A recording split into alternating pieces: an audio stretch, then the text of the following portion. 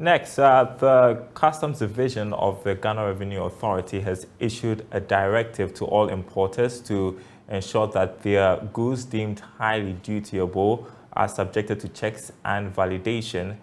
This is a revenue measure to ensure that the GRA meets its targets, but the business community is not happy about this. Joining us, Executive Secretary of the Food and Beverages Association, Sam Agri, to share his thoughts on this latest directive from the GRA. I appreciate your time with us this afternoon. I first of all want to understand what the GRA means by highly dutiable goods. These are products, good afternoon, and good afternoon to your listeners. These are goods that, such as rice, tomato, cooking oil, canned tomato, tomato paste, and others. And what they seek to do is to review the cost of the products and then the values that as you bring them in. Now, what we are saying is that the duty on these products has been increased substantially, and therefore it makes it very expensive on the market as we have it now. Now, when you look at the products itself, you ask yourself, if GRA is asking that the values should be checked before they can give you other dutiable rates to pay, then there's a questionable mark in there. Because whatever that is being charged and being paid, they still don't trust you, the importer. And therefore, you need to scrutinize all these things. This is as a result of the State of the Nation address when the president said all these products that has been listed would be eventually would be reduced or be banned in importing them. But then we ask ourselves, are we ready to accommodate or to have a sustainable ways of having these products being produced locally to sustain the market?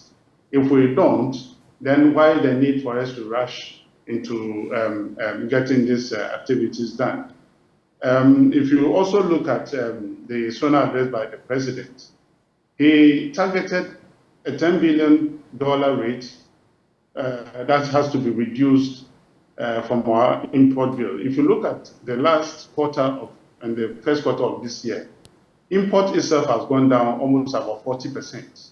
And therefore, if you look at how much government has raised the duty, gives them enough space for them to have the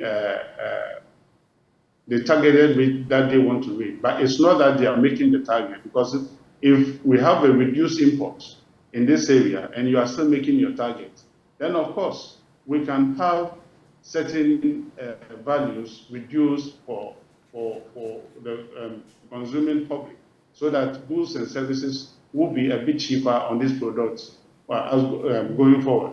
Now, the other side of it is that most people are not too sure whether we are still going to have some price hikes in going forward. I should say yes, because if you look at the interventions that are being made, unfortunately, things will become more scarce and more expensive, if I may say so. So we need to look at the whole setup as government is trying to direct us which way we should go. Now, with the No, you can go ahead. I just wanted to ask what was going to happen next, as our understanding is that the directive has taken effect. Based on the memo, it was dated 9th of March. Are there plans to engage to get a reversal if possible? The most unfortunate aspect of it is that we always take decisions before engaging stakeholders. And therefore, when you engage stakeholders, what will be the next action for you to take? Unfortunately, if you take the actions before engaging us, there will be no understanding. But we need to engage before whatever decision that the government is taking can be taken. But the sectors or the sector ministries, once the president has spoken, then it means that nobody have the right to make an input or even to challenge what the president has said. And therefore, we make ad hoc decisions that affect industry at the long last. Now, if you look at all these things that we are looking at, what we are saying is that, do we have the systems or the mechanisms in place to check our future dependency on these products? Locally, yes, we can. But as government is saying, we are increasing these costs to ensure that local industries survive. The monies that we are making out of these imports is a windfall for government. Why can't we channel this windfall into our industrial sector for them to be able to produce locally, for us to get what we want to produce locally? If you look at the import sector, it cuts across because we don't have the raw material base in this country. So therefore, industry will have to rely massively on importing raw materials. So in our sector, we go with agricultural produce.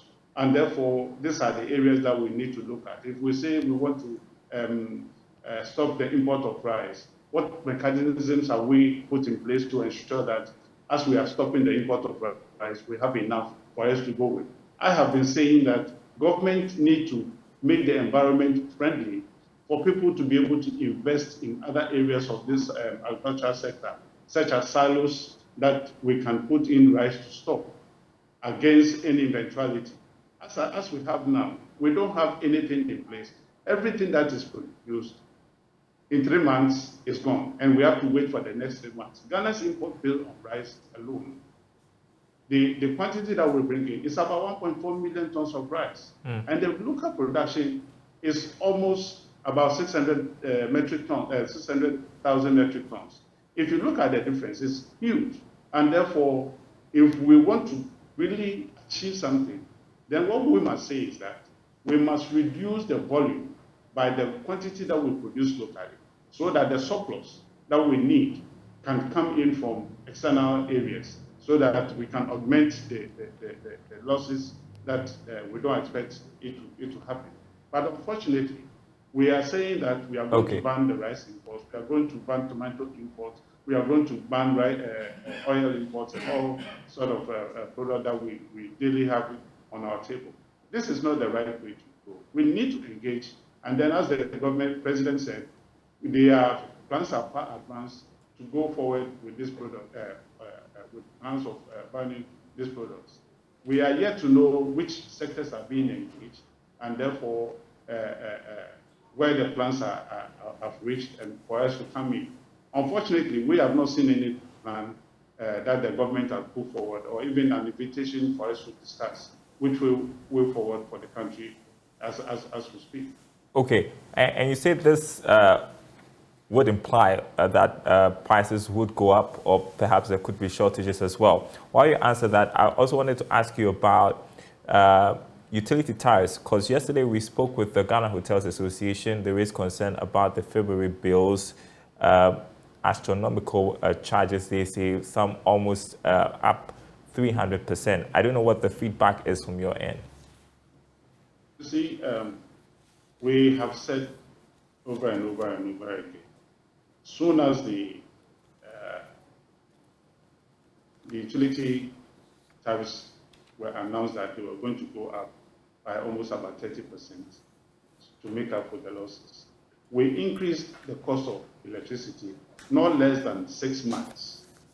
We went ahead to increase again at 30%. So whose call was this coming from?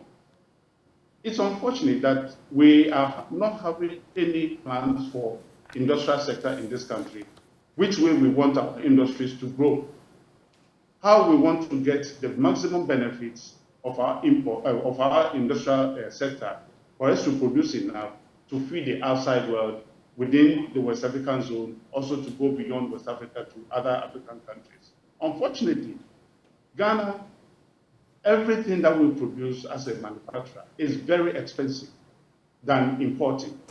Even as the government is saying, import costs will have to go up so that industries can have their field day. Unfortunately, that is not the situation, because the very moment that you increase every aspect within the industrial chain, what you are going to expect is an increase in cost. Have you asked yourself whether the income of the Ghanaian has improved? It hasn't. And therefore, if we are having these challenges, it will go a long way to affect the very sector that we seek to protect. So therefore, these are not things that we need to joke of. The government must look at how we will grow, and then at what rate we want our industries to grow in this country. We'd have to leave it here. Thank you so much, Mr. Agri, Sam Agri, Executive Secretary of the Food and Beverages Association of Ghana. Thank you so much for your time this time.